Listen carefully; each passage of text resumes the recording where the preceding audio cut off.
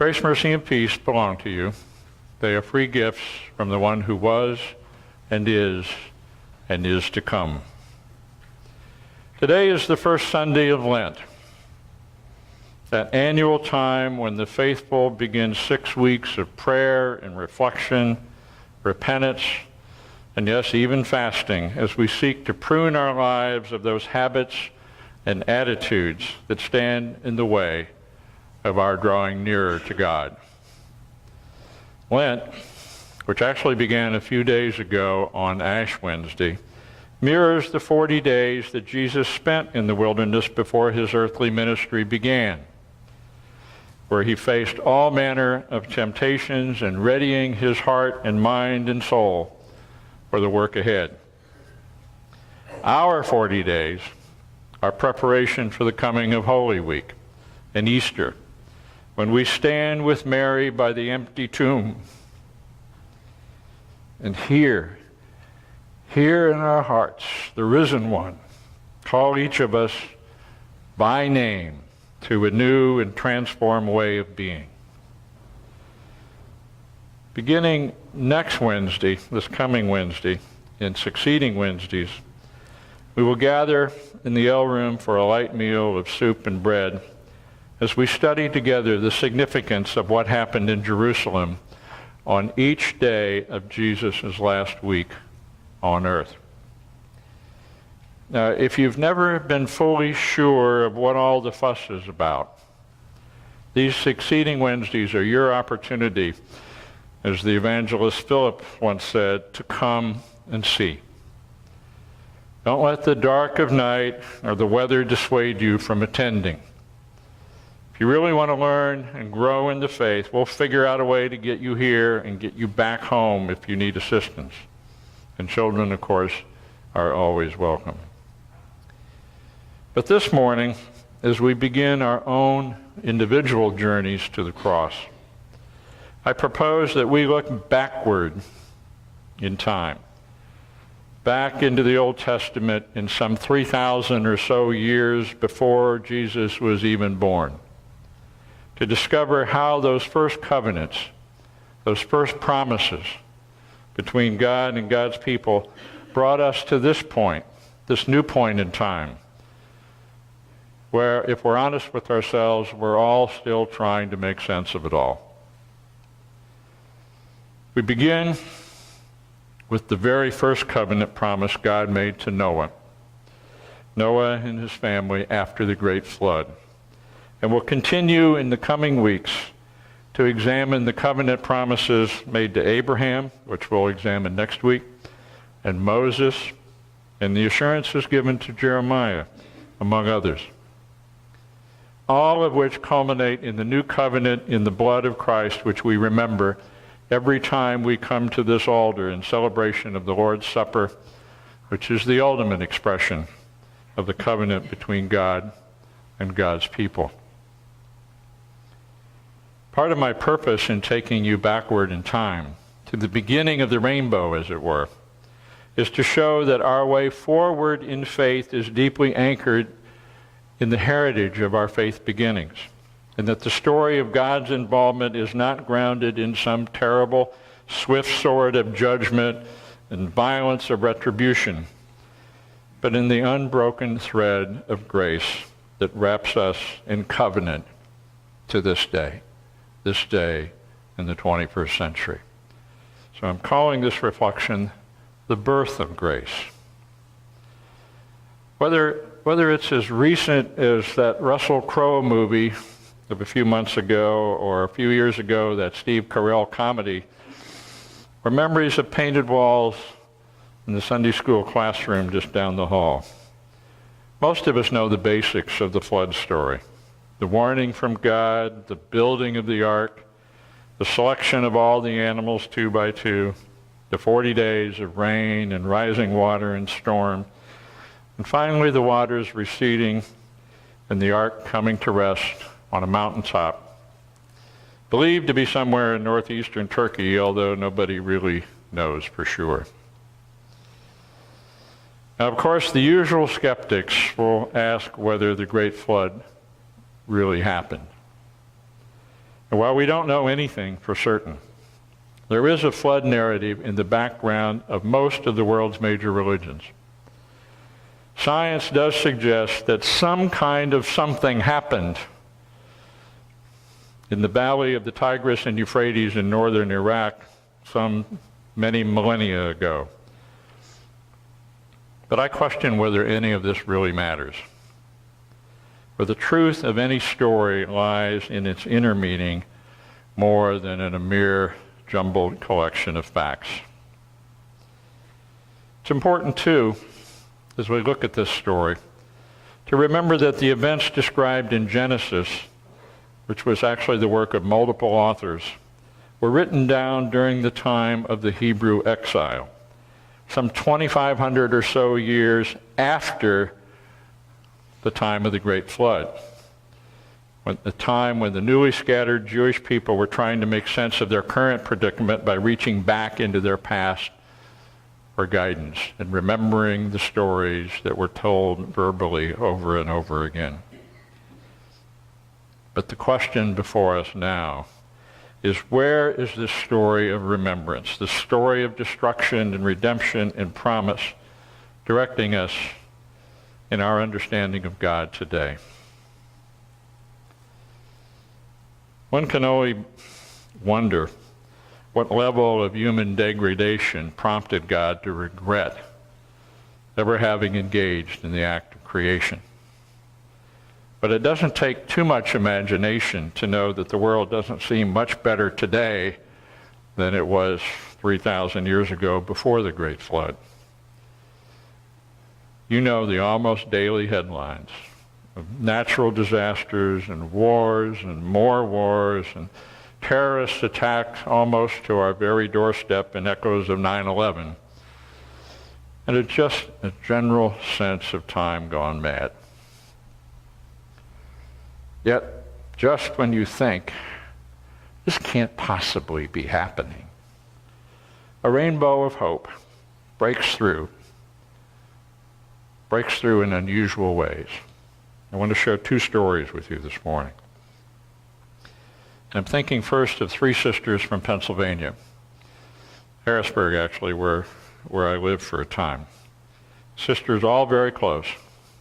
And one of them, not too long ago, went to Qatar, the bottom of the Saudi Arabian Peninsula, to do humanitarian work, only to end up, within a few days, being brutally murdered. The man was apprehended, put on trial, and after more than a year, the sisters got a surprise message from the judge in Qatar asking the deceased woman's two sisters what sentence they would like for the murderer, the one who killed their sister. Their options included the death penalty. But in a supreme act of choosing love over retribution, these two sisters asked that the man be sentenced to life in prison without parole. I don't know about you, but I can only barely begin to imagine the anguish of that decision. And I'm sure many share the dilemma of good God, bad God, when you're faced with all the evil in the world. Yet in this very first covenant agreement with humankind, the post-flood God, like those sisters, forswears vindication and punishment in favor of forgiveness and patience and steadfast love. In so doing, God binds himself, ties himself, anchors himself to God's own self in humanity, promising never again to allow our failure to define or reshape God's vision for creation. God won't act the way we see, in the way that we see the world. God acts in accordance with God's own vision. Sadly, though, It seems that in every generation and culture there are false gods who compel us to inflict more violence in order to stop the flood-like spread of violence. One has only to think of the anti-Islamic phobia in this country today. But God's answer is found in the rainbow covenant, and in the God revealed by baptism and the death and resurrection of Christ offers a startlingly different alternative, one that proclaims the life-giving power of love on Easter and the healing power of forgiveness. The healing power of forgiveness is the only way to salvation. Listen to what the noted British Bible interpreter N.T. Wright said about this. What does this love do when faced with broken limbs and broken lives? What does it do when confronted by denial and rejection? What does it do when humans who have the capacity to share in the innermost being of the Creator twist that capacity into its opposite, the capacity to hate and sneer and spit and snarl and kick and stab and wound and kill? Does love then say, well, perhaps love is all just well and good when things are going fine, but now that it's all gone wrong, we better try something else? No. The good news that Jesus put into practice during his public career and that he enacted as he went to his death on the cross is this: love, when faced with rejection, overcomes it with yet more love. And that, my friends, is the promise of the rainbow. The flood affected no real change on humanity. We were all just as bad afterwards as before. But it had an irreversible change in God, a revolution in the heart of God, a relationship now based on unqualified grace. In this story, the God who rules over us turns toward us in a new way, a way that culminates in the promise of the resurrection.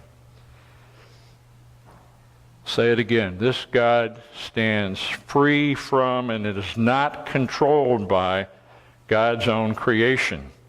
For the world we inhabit rests on graciousness that's not subject to the wax and waning of history or even the rising and falling of the waters of retribution. Allow me to wind this up with another story. This time from a minister I know in Colorado who tells of her small son's first reaction upon seeing a rainbow for the first time. "Mommy," the little boy said, "can we take that home and put it in our house?" His awestruck mother later wrote a poem called "A Rainbow in My House." If you haven't, when you walk down the hall toward our own Noah's Ark room with its wall painting of an animal-laden ark, be reminded that we offer this story as a central message of God's love and hope to our children, starting at the earliest ages. In telling the story, we want them to know that even in the midst of all the world's crap and chaos, God will never forget them. But here is the challenge for us as grown-ups. Why do we relegate the ark and the rainbow to the classroom and not to the whole of the church and what we do? Think about it.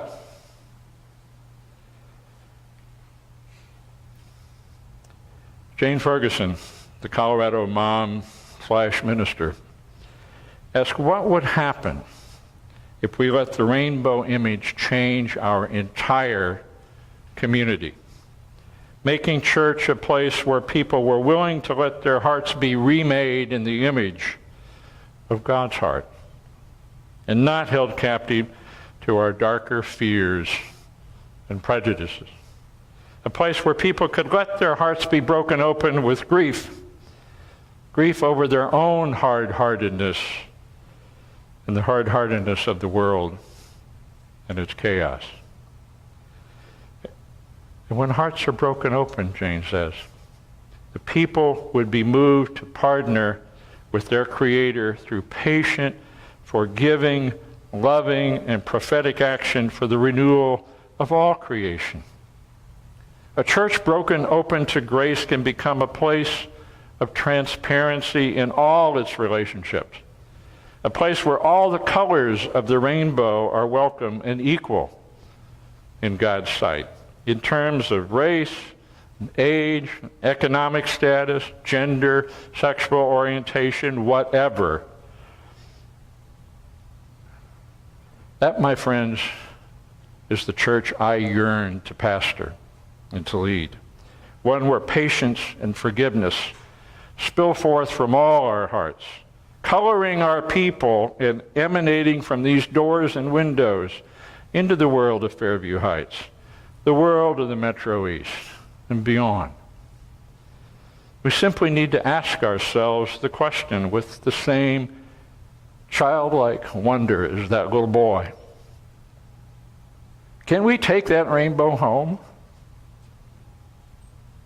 Can we take that rainbow home and put it in our house, in our church?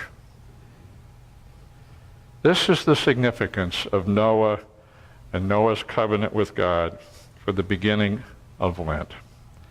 The self-limitation and willingness to sacrifice divine freedom that God showed. This passage describes the climax of that in the passion of Jesus Christ, for which Lent prepares us. So as we enter into Lent, we begin, in a sense, a journey. The journey may be best described as a journey to the other side of God, a venture not to the familiar terrain of an omnipotent God out there somewhere waiting to sit and proclaim judgment, but instead into the weakness and vulnerability of the cross and the ultimate act of love that overcomes our darker nature, which is so much on display in the world today. This is where salvation lies. This is where salvation lies, my friends. And so the question lingers, are you up for the task? Are you up for the task of following the rainbow that God has given us? Shalom and amen.